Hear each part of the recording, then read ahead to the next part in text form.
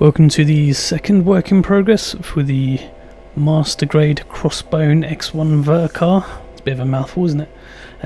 I've finished the core fighter assembly, as you can see, and what I've done is I've added some decals here, and what I've done is I've given everything a coat of Tamiya flat just to give it a nice consistent finish. I've not done any decals or any kind of meaningful detailing here on the core fighter itself, purely because that's going to be hidden and it's going to be inserted into the back of the crossbone, of course.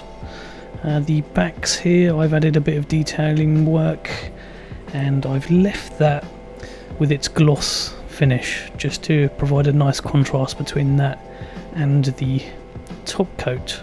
You can see I've not done any kind of pre-shading this time. Thought I'll keep it as clean as possible.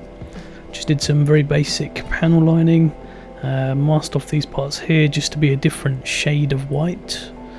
You can see here I also finished the main weapon, more or less in the same style. I used the same top coat over the top, but used some hull red and gold and masked off quite a lot of detail just to give it lots of visual interest.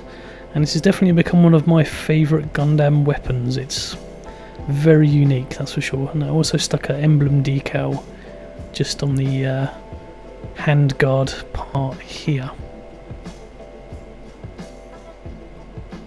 Now I've just started painting the torso, the head, the arms and the shoulders, and I think I mentioned earlier I might have some difficulty masking off these shoulder parts here.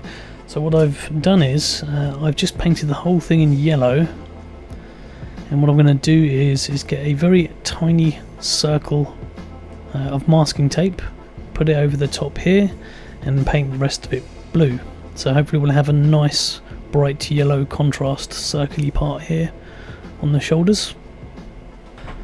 In the arm joints, or in the elbow joints, I've done this kind of silvery inner frame part just in some alclad chrome, because I really like adding a bit of detail into the joints. So these will be these tiny joint pieces here in the elbows, just to provide a nice bit of mechanical detail. For the skull parts, I've base coated it, primed it, and the next thing I'm going to do is give it a base coat of hull red, and then I'm going to go over it in white, just very loosely, kind of from an angle, so we can just pick out all of the highlight details of this skull and maybe leave in the recesses a kind of faded red colour just to bring out a bit more detail in these skulls.